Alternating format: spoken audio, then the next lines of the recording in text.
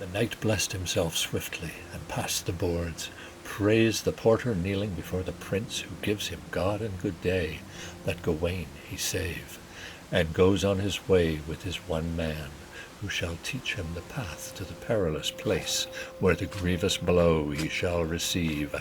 They brushed by banks where boughs were bare, they climbed the cliffs where clung the cold, the heavens were up high, but ugly thereunder mist moved on the moors, melted the mountains, each hill had a hat, a mist mantle huge, brooks boiled and broke their banks about, sheer shattering on shores where they down flowed.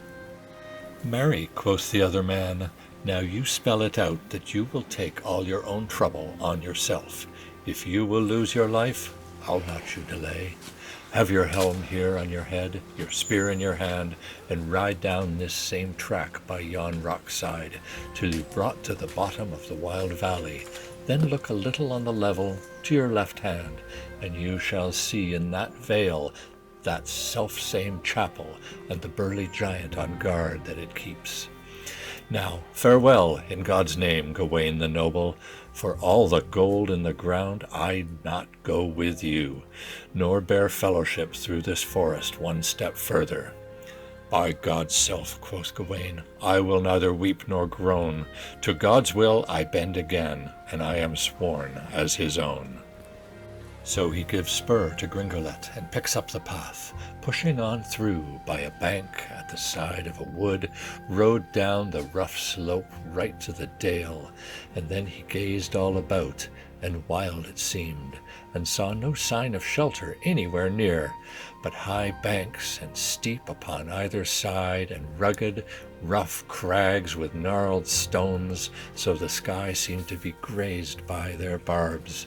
Then he halted and reined in his horse a while, and scanned all about this chapel to find.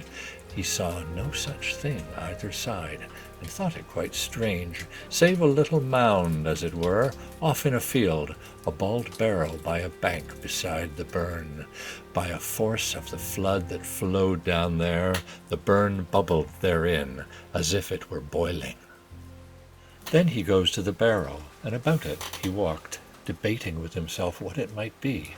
It had a hole at each end, and on either side, and was overgrown with grass in great knots, and all was hollow within, naught but an old cave, or a crevice of an old crag.